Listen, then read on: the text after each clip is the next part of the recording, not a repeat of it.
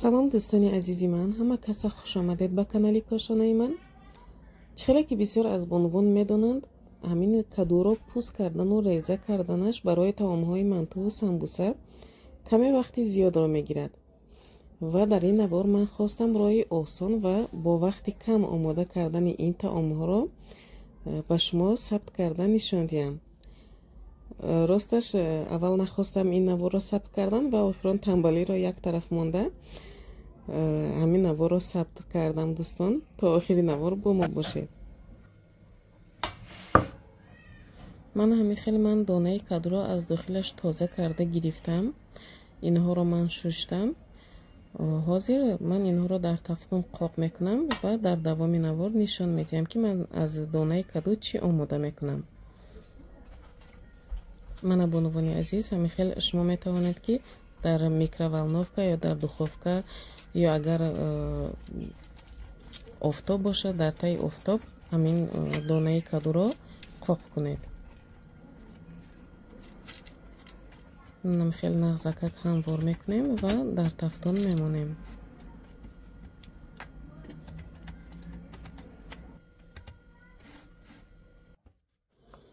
ман як тарафи кадуро барои таомҳои самбуса ва манту тайёр карда мемонам.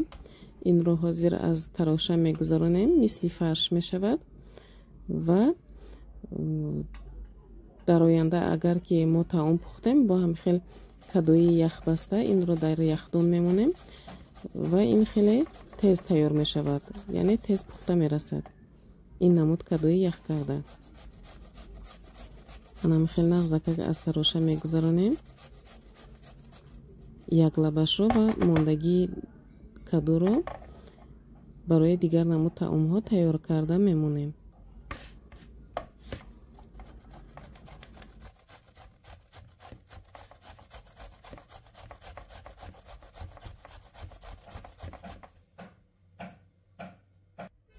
мана духтаро чихеле ки мебинед, мана фарши омода шуд.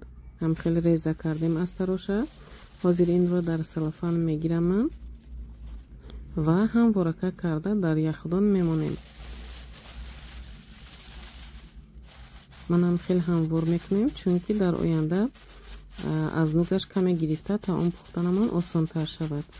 ях карда кулула наистад. мана ҳамворака карда дар яхдон мемонем.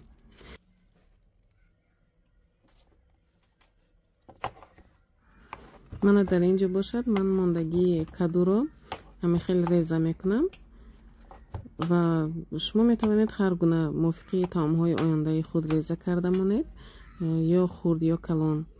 ман ҳамихел миёнаҳол реза карда мондам.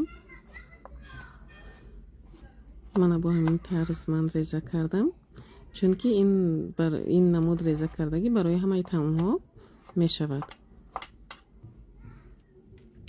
мана мо ҳама инро реза карда гирифтем. акнун дар зарф гирифта дар яхдон ях мекунанем. мана михел боз ман дар охир тарзи яхбандӣ карда шудаашро нишон медиҳам ба шумо дӯстон. нағзакак бо салафан мепечонем ва дар яхдон мемонем. дар инҷо ман пешакӣ хамири самбусаро гирифтам дӯстон. дар ин хамир ман каме равған, сода ва обу намак андохтам. манам хелхелеҳо хамири самбусаи бо мазза мебиёд. инҷо бошадам хел ду дона пиёзи калонро реза кардам барои фарши самбуса. манам хел бонувони азизи ман, вақти навор сабт карданам ҳамин қадар кӯшиш мекунам ки наворҳоямро бе озвучка сабт кунам, лекин намешавад. вақте ки навор мекунӣ, ё ки ягон кӯдакат гирья мекунад, ё ки ягон чиз мегӯяд, ё ҳозир ҳамсояҳо отоплени оби гарм гузаронда истоданд, ҳаваё тарақ парақ овози префаратор мебурад, чӣ мебурад. баъзе видео ҷоаш овоз дорад, баъзе ҷоаш ки овози лишни шум мегун ҳаст. ман овозашро паст кардам, хеле бо озвучка гап мезанам. манам хеле бонувони азиз, 2 та пиёзро ریزه کرده انداختم. در اینجا باشد کمی مرچ، نیم قاشقچه مرچ، نیم قاشقچه زیره، نمک انداخته آمیخته میکنیم. خیلی سمبوسه با مزه آمده بود.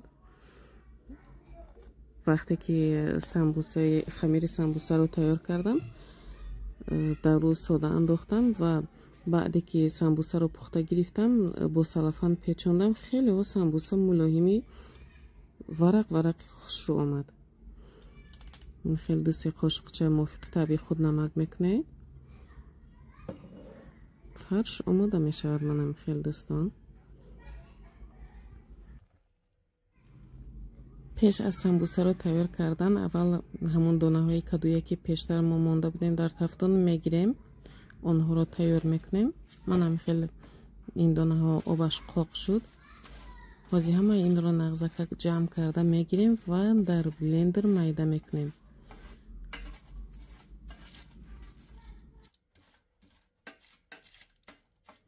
و اگر بلندر هم نداشته باشید میتوانید که زیادتر این رو قاق کرده دستی میده کنید. چخیلی که میدونید دانه کدو خیلی فایده های زیاد دارد به ارگانیسم آدم، به بسیار بیماری ها خیلی شفا میرساند. برای همین بانوان عزیز این دانه ها رو بیهوده نپرتایید. از دانه کدو بسیار چیزهای بسیار داروباری ها آماده کردن لازم است و باز شما میتوانید دانه کدو رو با بیریون کرده کمی نمک پاشیده همین خیلی مثل سمیچکه هم استعمال کنید و هم فایدهش خیلی به ارگانیسم شما خیلی فایده زیاد میرساند. من این رو حاضر با ما باشد همین خیلی نغزکک بلندر کرده هر سحر من این رو در شیر جوشانده به کودکان میدیم، چون که این داخلی روده های آدم رو خیلی ها نغز تازه میکنه.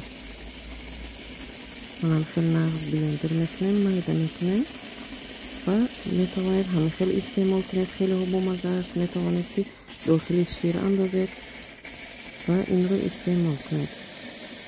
من همین خیلی نغزکک میده کرده گرفتیم. حاضر این رو در یک ظرفی نغزکک گرفته میمونیم. همین خیلی کم کم استعمال میکنیم یا که در شیر میاندازیم. خیلی و فایدهش زیاد است بانوان.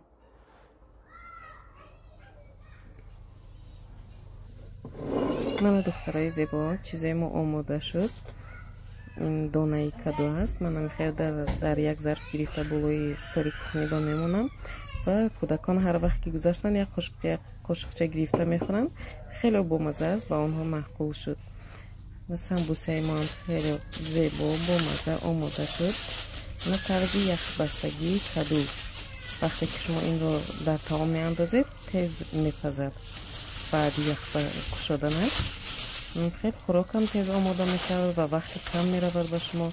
من برای سمبوسه و منطقه هم خیلی تیار است. میتوانید از لبش شکسته موفقی در کاریتون گرفته طعام پزه و ماندگیش باز در یخدان تیارکک می ایستد. ببینید خیلی سمبوسه با مزه و خب دوستان عزیز، به همه شما تنصیحاتی خانه آبادی و دسترخوان پرفیض و برکت را تمنا دارم.